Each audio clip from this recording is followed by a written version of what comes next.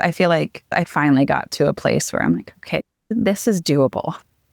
Because before I was like, this is not a sustainable life. I don't know how to do all of this.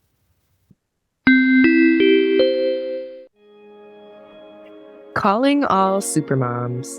Grab your coffee, tea, water, smoothie, wine, or a cocktail, and join us for a dose of laughter, camaraderie, and the reassurance that you are not alone. We're diving into the complexity of modern motherhood because every mom deserves a mic drop. I'm Vanessa McAfee. And I'm Renee Arthur. And we are the hosts of the Motherhood Moments podcast. We are two sisters from Michigan who both had babies during the pandemic. After a few years of getting this new role of motherhood under our belts, we felt curious about how other moms are doing this mom thing. We decided to dive deeper and interview some amazing moms in our network, and we want to bring you into our network and share their stories with you.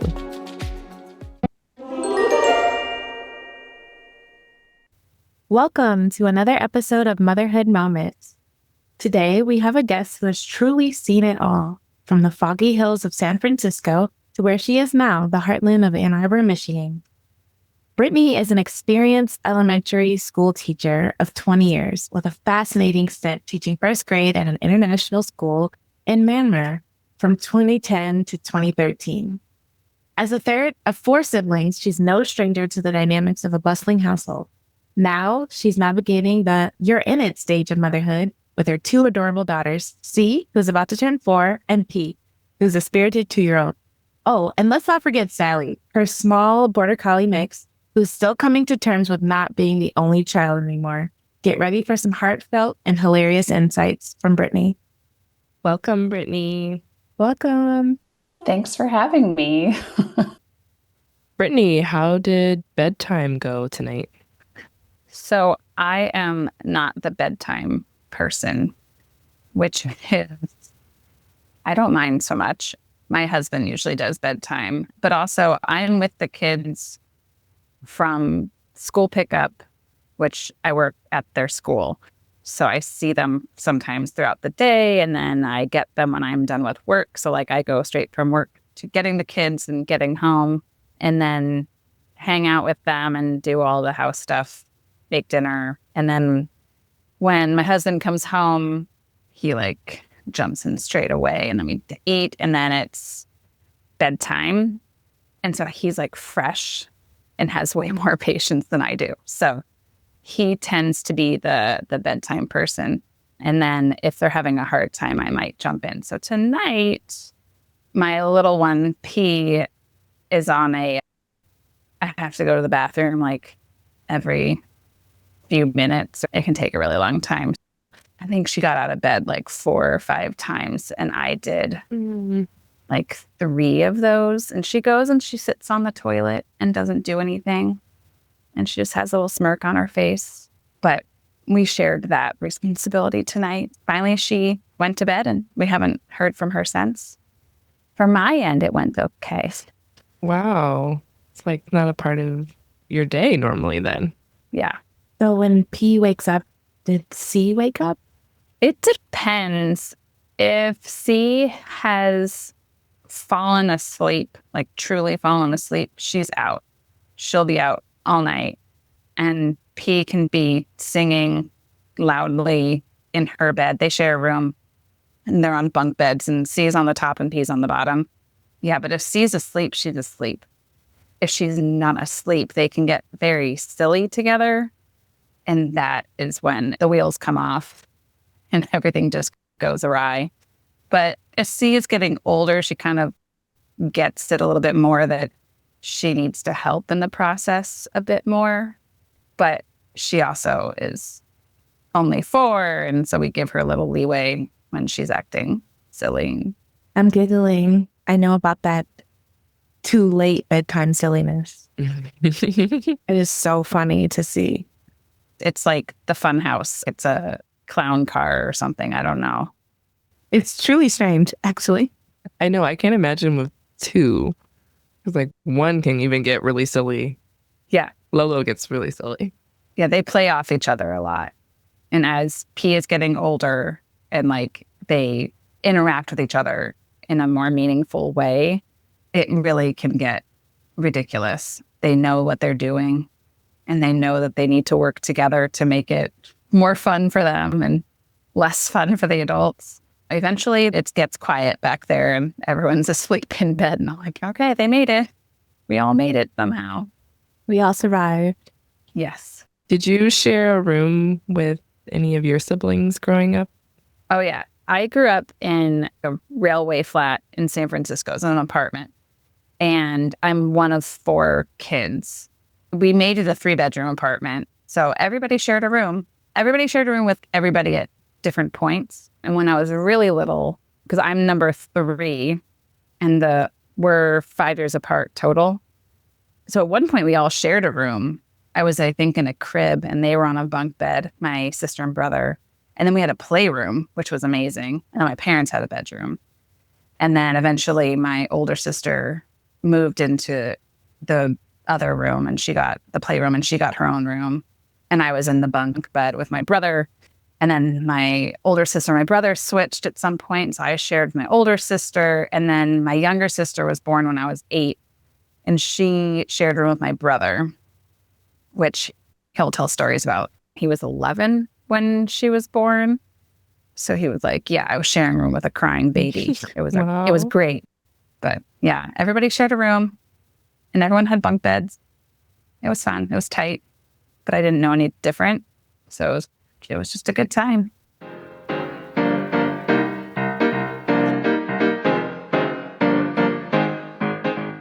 So we want to hear a little bit about your life before becoming a mother. It's very interesting to learn about how you were teaching first grade in Myanmar. So what made you decide to take that leap and teach internationally?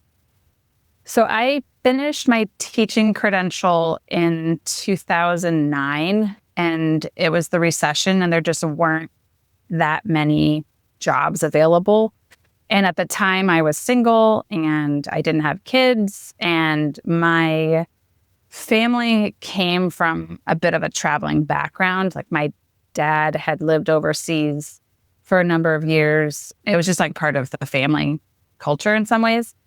And so when I was looking for a job, I just was like, I don't have to stay in San Francisco. I can look anywhere, like in the world. So I went to an international school teaching job fair and ended up connecting with this school in Myanmar, and the puzzle pieces fell into place and off I went. And the initial contract was for 2 years. I stayed for 3 and it was great. It was like teaching at a regular school. It was an American school. So the curriculum was all American. The kids came from all over the world. The teachers came from all over the world. But being at a school like that, they took care of our lives in a lot of ways. My housing was paid for. I got a round trip ticket back to the States every year. I had a shipping allowance and they paid pretty well. So I just took the opportunity and ran with it and traveled a lot and made some amazing friends that I'm still close to today. I know people all over the world now. Oftentimes when somebody's talking about someplace, I'm like, oh, I have a friend that lives there. Like, or, oh, I know people that used to live there or wherever it is. Mm-hmm. Yeah, it was great. I was living footloose and fancy free, and I just had myself to look after, which was a great luxury. But there were a lot of families that were living overseas that they were doing the same thing I was. They just brought their kids or they had kids when they were over there. And in a place like Myanmar, there's a lot of help around. Nannies were extremely common. Having a cook and a driver was extremely common. So life could be very easy in a lot of ways. It's all the things that when you have kids here and if you don't have help around of any kind, it's all on you. Whereas over there, if you don't have like your family around it, it's okay because there's like this other built-in family that is there to help you in any way that you need. It was interesting to see the different like family dynamics of people that just up and moved overseas and brought their like middle school kids with them, or people that came with little people with them, or people that had been doing this for 20 something years.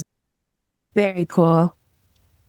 I'm over here just daydreaming about a chef, a driver, a nanny. I know. Yeah.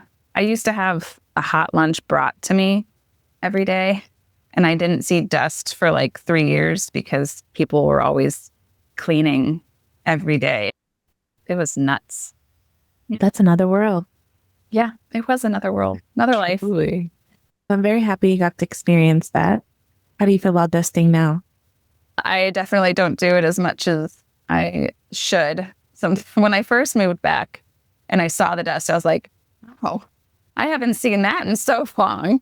I feel like now I've adjusted. It's been long enough. I've been back for 11 years or so now, and I'm used to cleaning for myself and now my family. I can handle it. It's fine. Mm-hmm. What a cool story. So I know that before your last sibling was born, for a while there, you were the youngest of your siblings. So Yeah. I'm also the youngest. Do you feel like you learned a lot from watching your older siblings when you were younger? Yes, I did. I was definitely like the youngest until I was 8, the baby of the family. My poor brother was the only boy in between us. I relied on them to do a lot for me. Like I was just taken care of. But my recollection of it all is that I was just really happy. I just went with the flow and just had a good time with it. My older sister, she's the firstborn, and she's so good at taking care of everybody. She was like packing our lunches for us. She would get us home from school on a city bus every day when she was, I think she was like 10. It was a Wow. different time, and we weren't going that far. What 10-year-olds have like a 8-year-old and a 5-year-old in tow, getting everybody on the bus, Yes. having our passes for the bus, keeping them all so that they don't get lost, getting us home. So my parents both worked, but she's always been an incredible caretaker. I did enjoy being the youngest, but I was very excited when there was going to be a younger sibling. Like a new toy that you get, a really fancy, cool toy that's a baby. And I remember when Riley was born, one of my reactions to her was, when does she get fun? Mhm. I was so jazzed and ready for her to be this fun new thing. But little babies don't do a lot for a long time. So that was a hard lesson to learn. But then she eventually got fun. So it was okay. Yeah, I had that same experience, actually. I had asked my mom and dad for a playmate, and Renee and I are 6 years apart. When she arrived, it was like, we're not playing. Yeah. And I don't think and we did start playing together. I don't know, maybe by the time she was 5 or 6. But it was some time.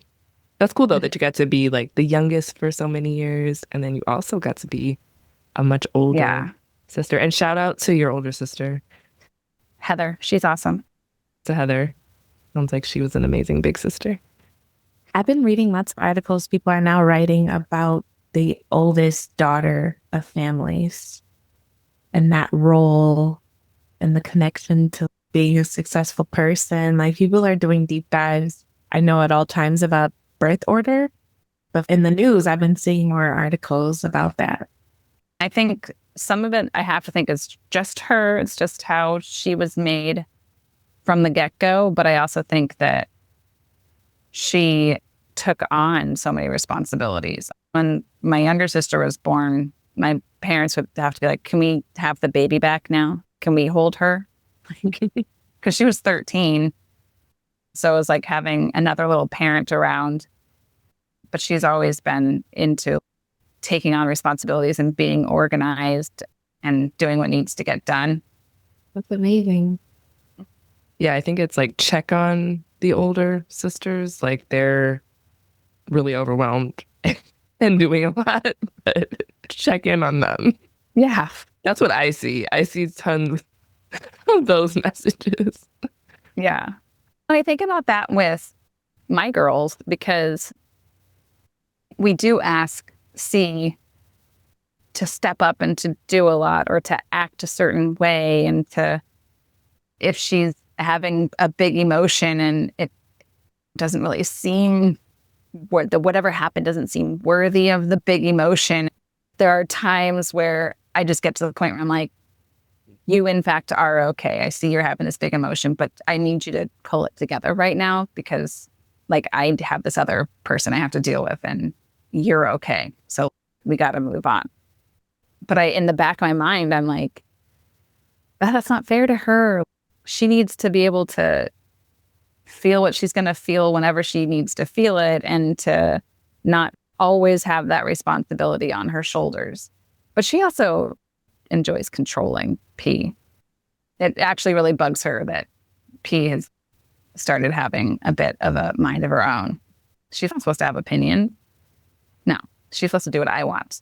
We're going to play this. And P is, no, and I might just ignore you, which really rubs C the wrong way.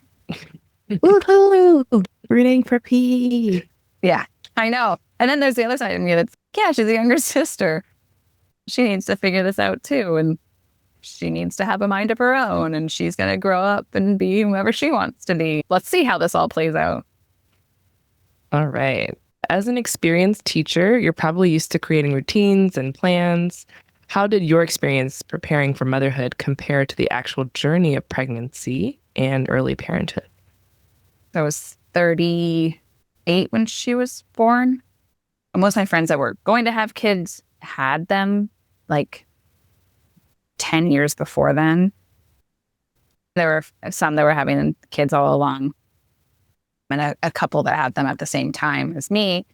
But I really turned to those people, like most of my college friends that had kids, to get the lowdown on what I needed to do, what I should be expecting throughout the pregnancy, about pregnancy, and then also about when the baby comes, and then when she was here and everything that went along with it.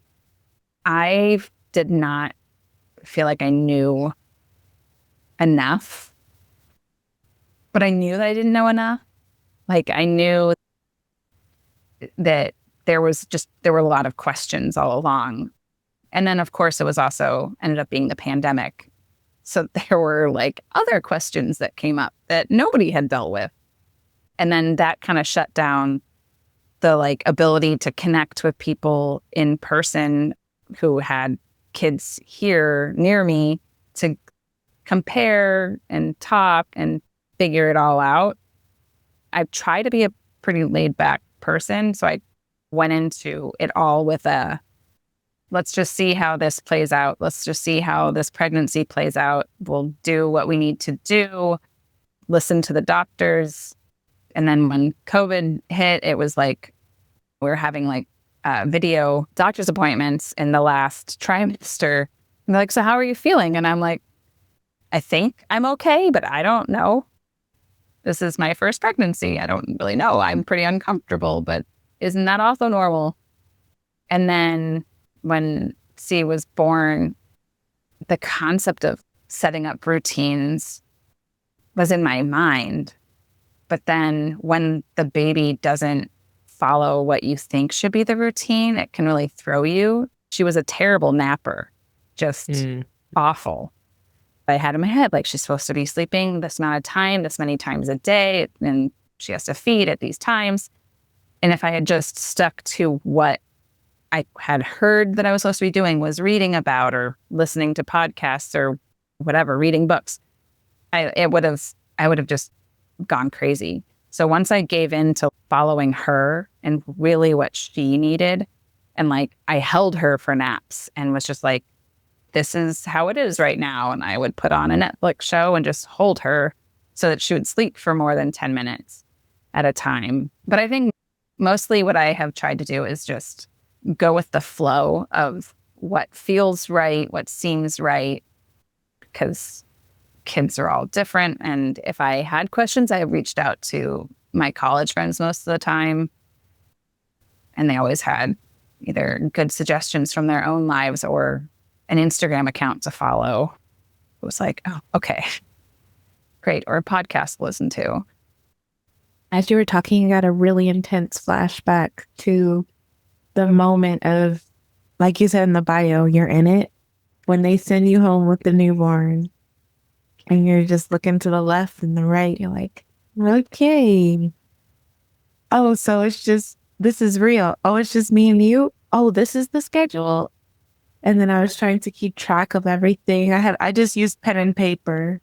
I don't know how you did that. Vanessa used a spreadsheet. I don't know how she did that.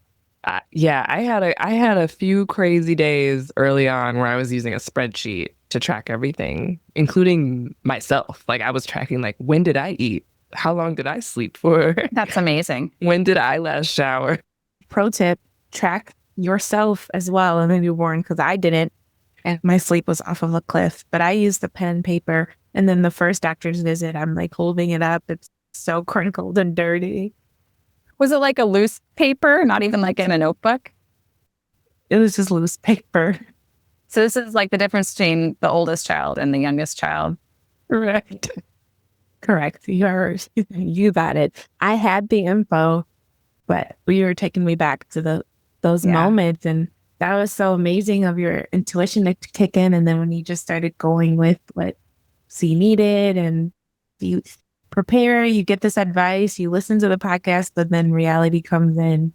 And some of the advice, hopefully our listeners can take away, is that you have to sometimes throw that advice away and just follow what your child needs and your intuition. Mm-hmm.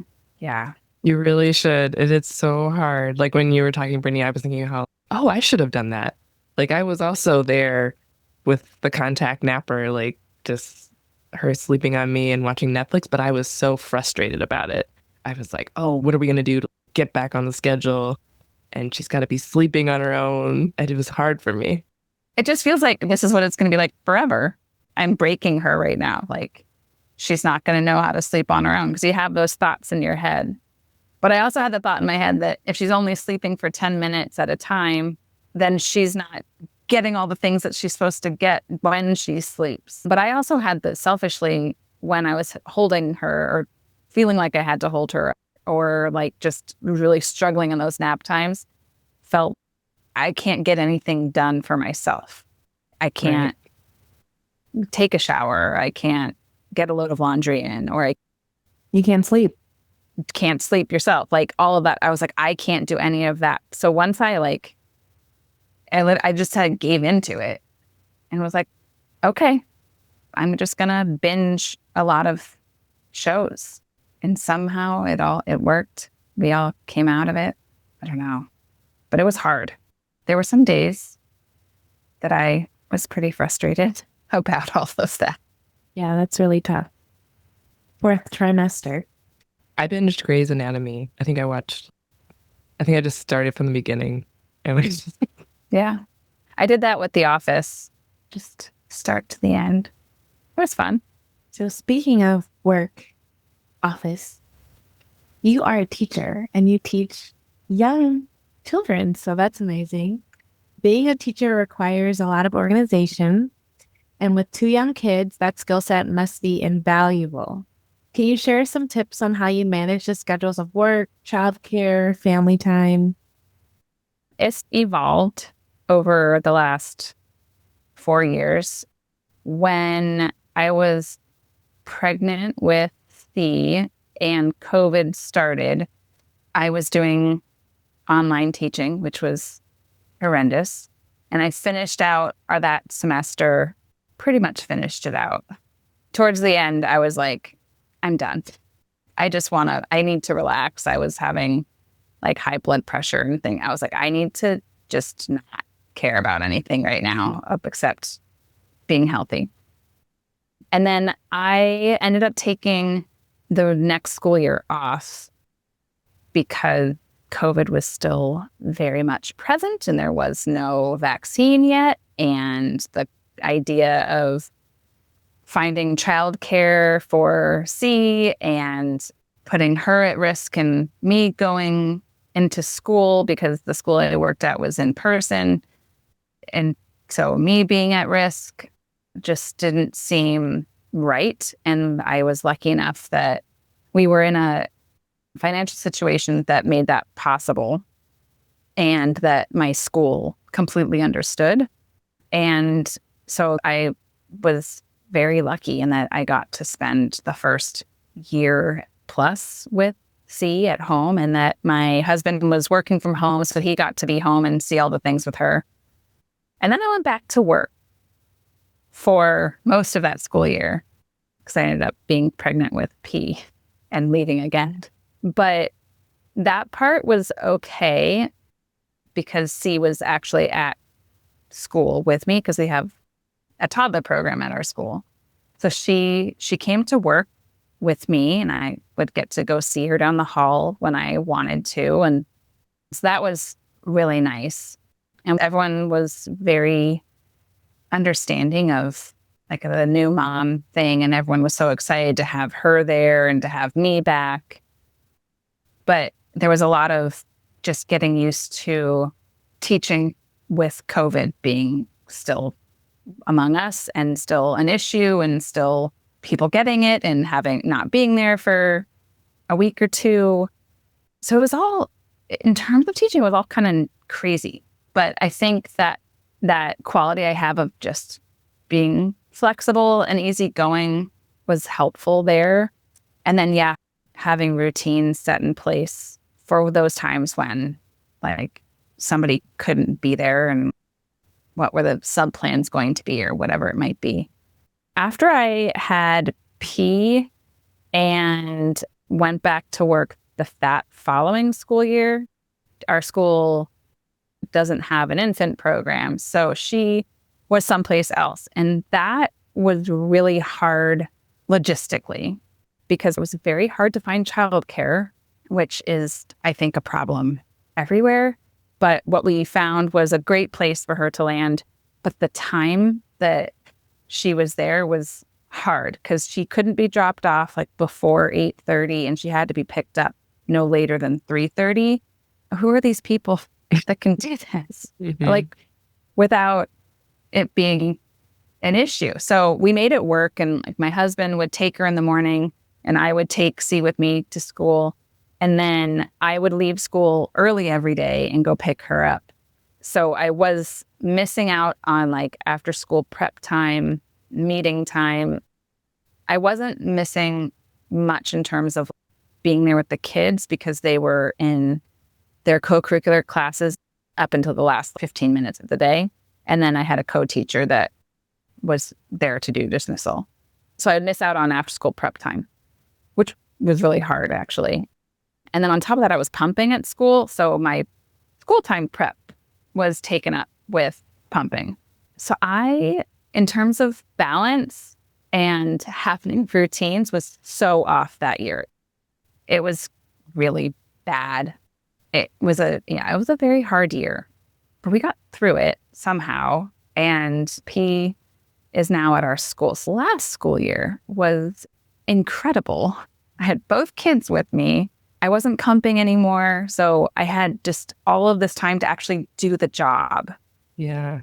Which I just really, I felt terrible that I just always felt like I was behind the previous year. But last year, I really felt like I was able to get back into that flow of things and getting the kids to school, getting myself in the classroom and just being there all day. And I could stay after school and they could be in aftercare and got back to how it's supposed to be. Like, you can't be a teacher without spending a lot of time getting ready to teach. There's so much that goes into it that when that was taken away from me the year before, I was like, how am I going to teach these kids if I'm not ready to teach these kids? Like, it was just this terrible cycle. Yeah, so last year was great. And I was able to get back into just such a good flow teaching the students. And then my girls, the ease of having them at school, like, I'm so lucky. That is what I'm able to do, that I work at a school that has a toddler program and a preschool. Because I teach 3rd and 4th grade. So they're down a different hallway, but it's all still there, which also, has its negatives sometimes because I'm like, we're always together at all times. But I think the balance of the work-life balance this year, like I finally hit a stride. Mm-hmm. I very rarely bring work home because there's no time. Once we get home, it's like nuts until bedtime. And bedtime is, as we discussed earlier, is also nuts. And I don't have the bandwidth to keep going or like sit down at 9 or 10 and do real work stuff. Like I can't do that. I feel like I finally got to a place where I'm like, okay, this is doable. Because before I was like, this is not a sustainable life. I don't know how to do all of this. It's an adjustment year when baby number 2 comes. Yes. Yeah. There's nothing like a mama that gets her stride. I'm not the first person to do this. People have been having kids, multiple kids. I'm one of 4. I'm like, how did my parents do this? And they've worked. We've all turned out okay. Everybody, generally speaking, turns out okay. I talk to my mom about it sometimes, and she just never complained. And I think, I don't know if it's a generational thing. They just didn't talk about it openly or even think about it because it's just how it was. And I feel like people talk about it more now, or at least I do. I feel like I complain a lot, or like I want to have the conversations about how hard it is. Like when I was in that hard school year, I was talking about it. Whereas if it had been flipped and had been my mom, I bet she just would have put her head down and done it. Yeah, that's interesting. Is it just the response that's different, or are there other factors that are making it harder? Mm-hmm. Is each generation just getting softer and softer? Because I feel like we're tough. And then when I think about the next generations, I'm like, what are they going to do? Are they as tough as us? Yeah. Yeah. I'm pretty sure, I'm certain, I would put $1 million on it that motherhood has always been super, super tough. Yeah. Each phase, every single situation. We're more connected now. So we're just more aware of how tough it can be and how different people are managing it. And the resources are so much more accessible. Right. Mm-hmm. Like when my college friends would be like, oh, this is the person on Instagram that I follow for whatever it might be. And then you can like just find so much information. Shout out to all the content creators who are also moms. Yes. Who put out that really high quality, detailed content. Yes. That we need. Yeah. Any favorites, Brittany? C had torticollis, which I don't know if you've heard of that before. Lolo had it too. Oh. So yeah, she was like a month old and I noticed a lump in her neck, a somewhat significant lump. My mom was with me and like, is this normal? And she's like, no. I was like, you just need to ask your mom sometime. So we got her into the doctor and they were great. They took it very seriously because she was so little. And then ultimately it seemed like, well, this is best case scenario. It's a knot in her muscles. Got to work it out. She was in physical therapy, which I also really loved, having a contact person that I went to weekly who was in the medical field, because I would just ask her all kinds of questions.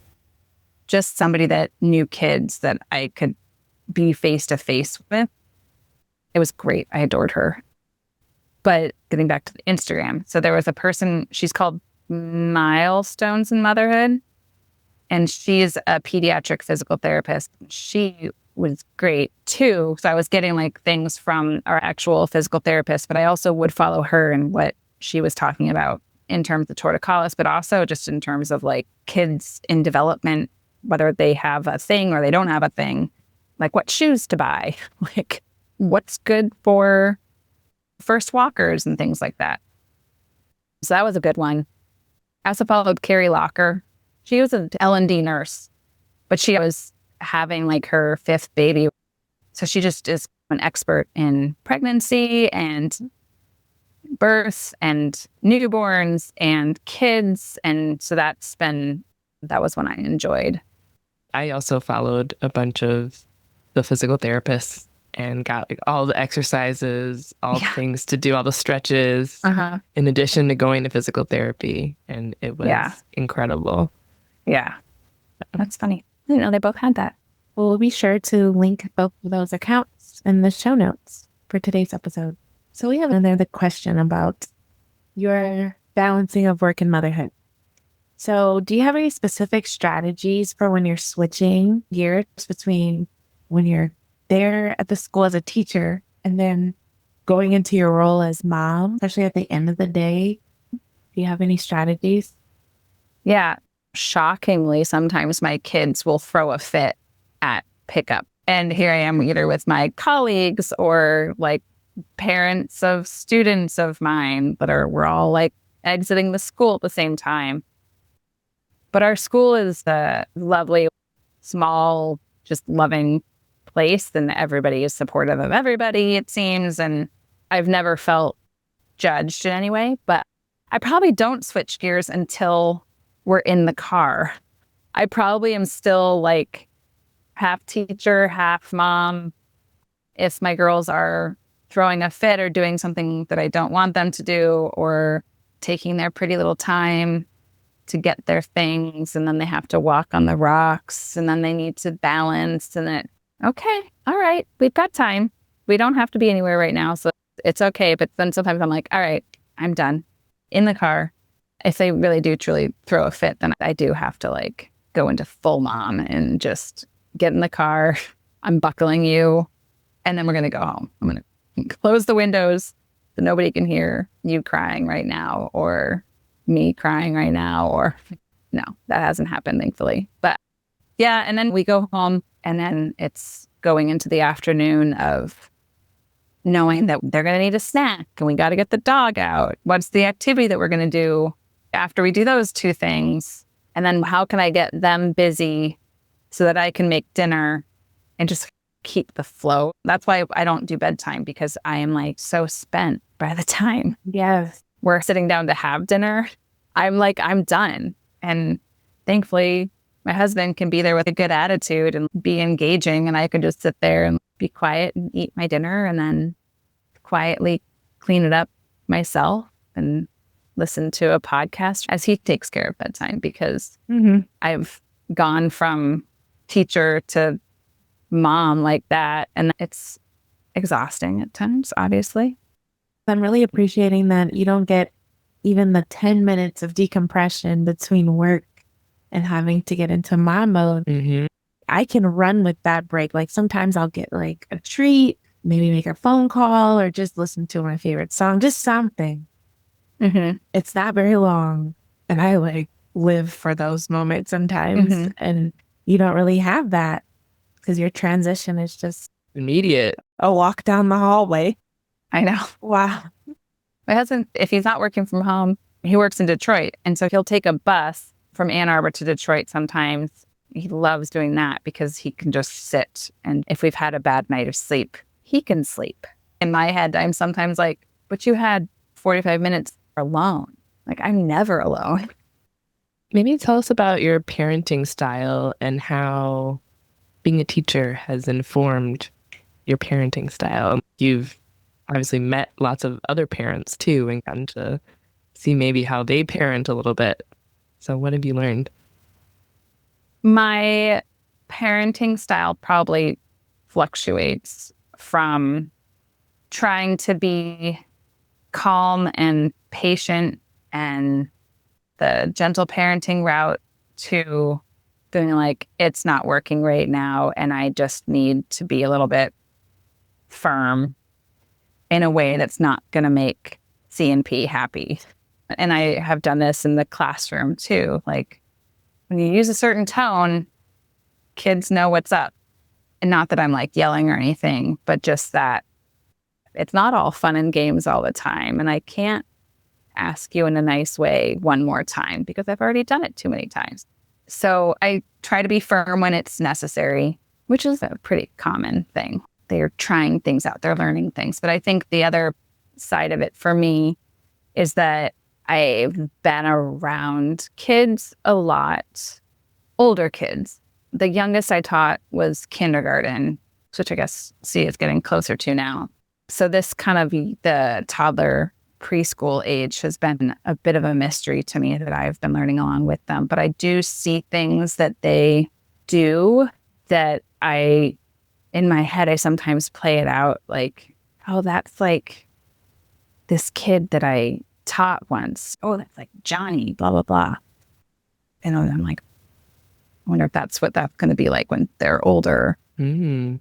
And then in terms of what they learn and how they're getting to know the world, I take a step back a lot and let them do that. I just let them test it out. I feel like they go to school and they are getting an incredible education from their teachers. Like, they don't need me at home necessarily, like pushing it more.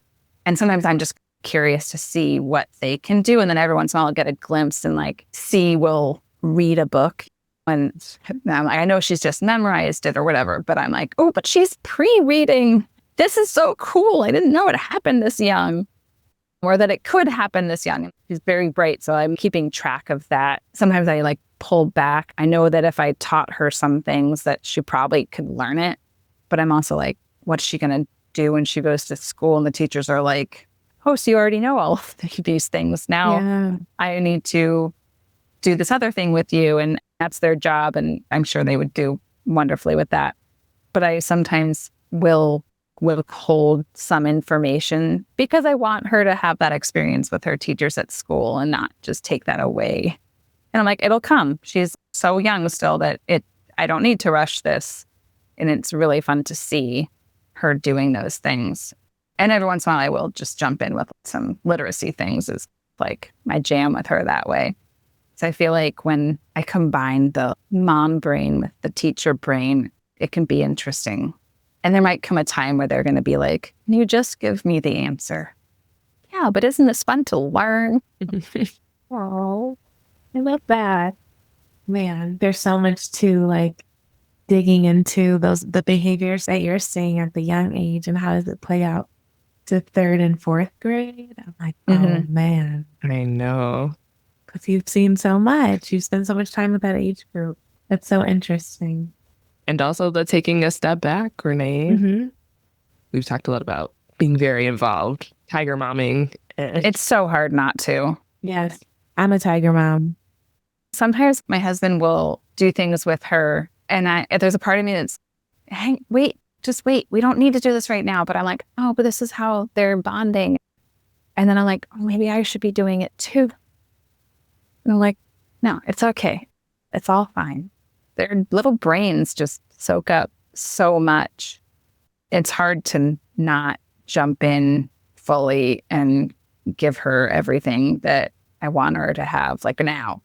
Mm-hmm. Yeah. I can really relate to what you're saying about you're protective of the experience of her having in the classroom with her peers and with her teacher and those independent relationships, and just really being mindful about that experience, because we have so much like sway as moms, so we can really influence what will happen down the line. So I can really appreciate that.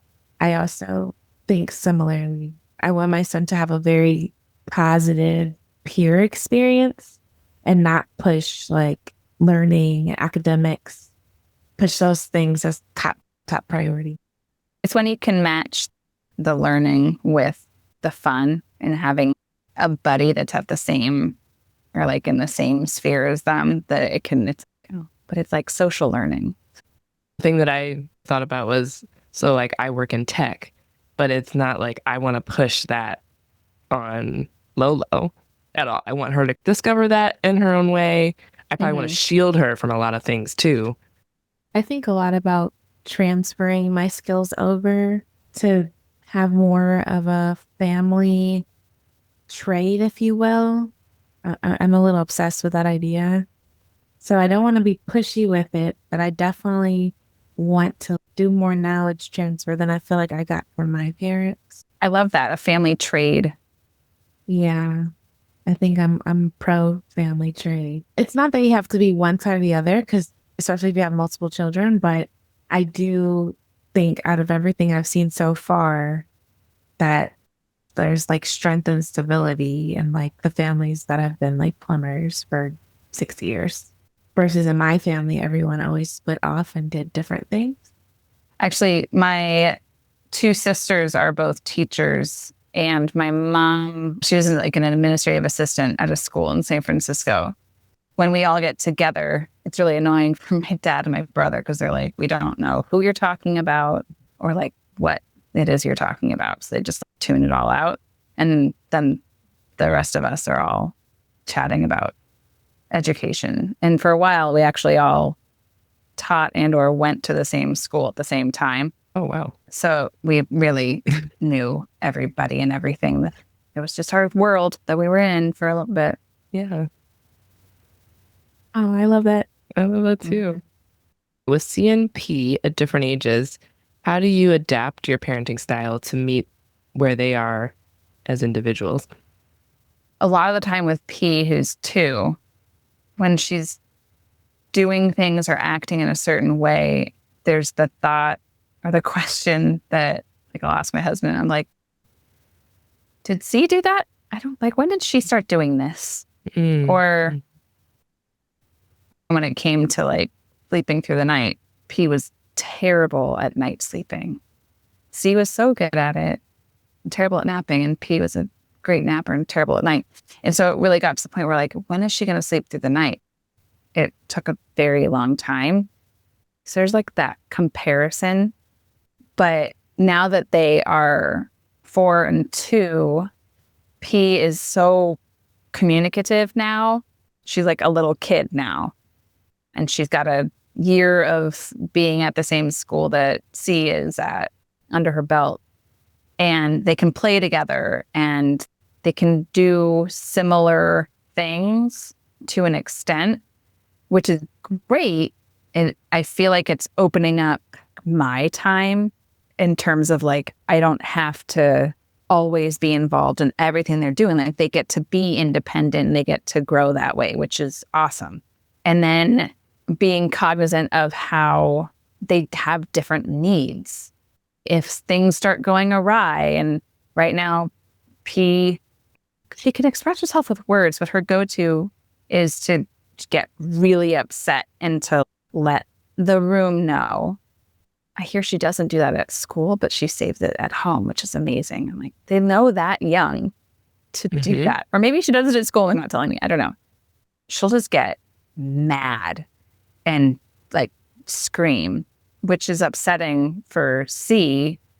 Then it becomes this working with P right now on figuring out how to express those emotions and working with C to be that helper that she could be in that situation in terms of like modeling. But there we go back to the pressure of being an oldest child and like what the expectations are and those kinds of things.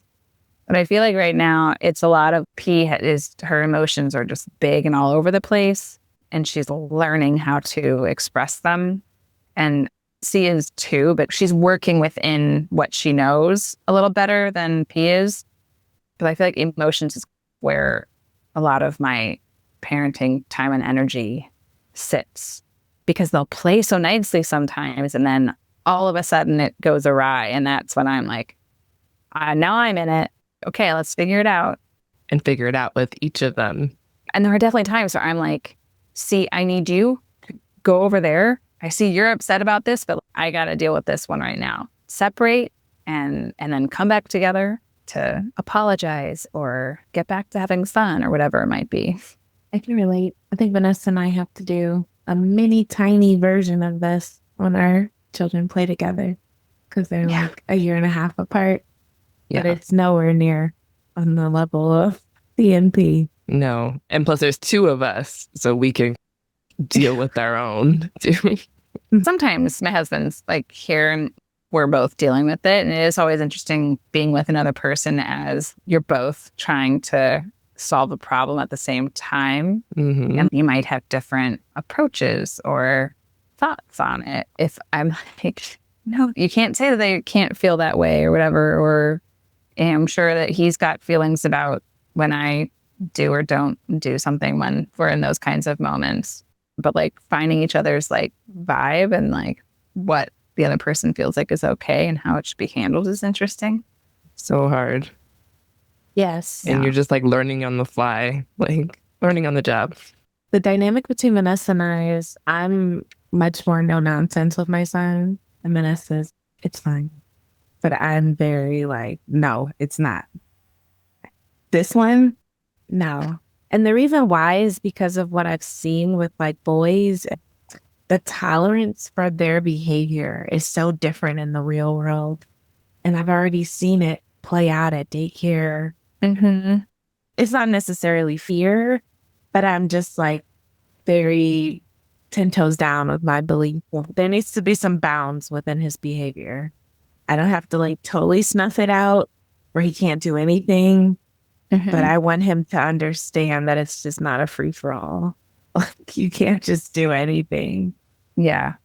I used to teach all boys. I went from teaching all girls to teaching all boys. And in an all boys setting with the right kind of teachers, I feel like most all boys schools are aware of this and like work towards it. But to an outsider, it can look like so loud and just very physical. And when you're the adult in the room, you could just be okay with it. There are limits, but they have to be able to act this way. It's just, it is in their nature so often, or like there's this behavior spectrum and you can't tell a kid to stop moving and like sit down all the time because they physically can't. And that, I mean, you're going to find girls that are like that too, but it was just very apparent with all boys. But that's so interesting how you're talking about he's going to need to learn how to live within a world that has these expectations of him, and then you don't want him to get in trouble for doing something that feels maybe normal to him. Maybe it's not worth getting in trouble for. Like maybe he shouldn't get in trouble for whatever it is. But if he's with people that are expecting him to act a certain way, that's hard. That's really hard. It's so unfair for boys. I have a really big soft spot for boys. Just let them be boys. That doesn't mean, oh, they're just going to go and beat each other up. But guess what? Sometimes their play it looks like they're just playing so physical, but they have their limits. They've got like an unspoken little world and they need to do it. They need to like move that way. They don't really talk to each other. Yeah. It's like quiet, but they're interacting. Yeah. Or they can have an altercation with another kid and then it's dealt with and then it's over. Whereas girls will hang on to it for years. Like that truly happens. And it's fascinating. Mm-hmm.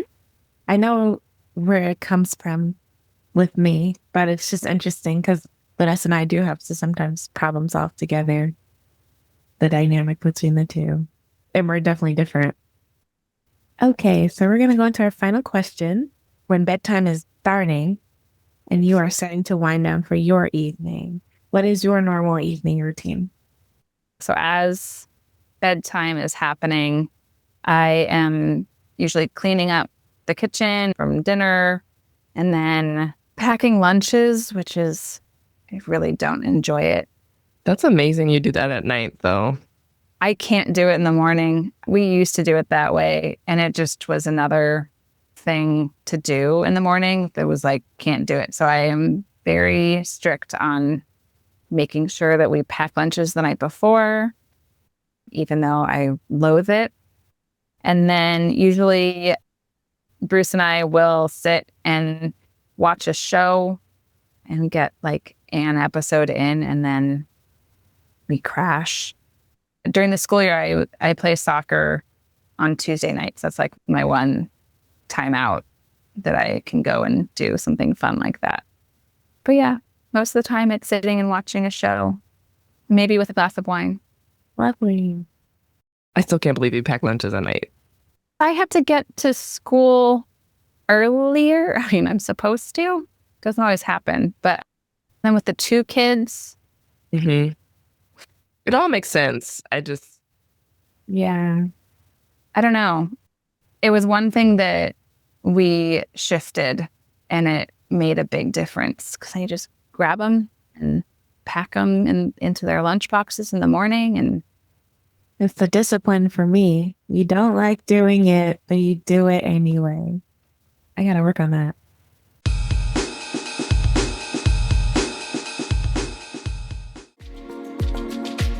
And that's a wrap. Thank you so much for joining us for another episode of the Motherhood Moments podcast. We appreciate you because we know life gets busy. Maybe you are doing chores during nap time, on a walk, running errands, or rinsing berries. Be sure to hit that subscribe button. Vanessa and I are committed to keep sharing more motherhood wisdom. If you enjoyed this episode, please support us by leaving us a review. That's a wonderful way to show your support and let others know they are not alone. Until next time, and remember to check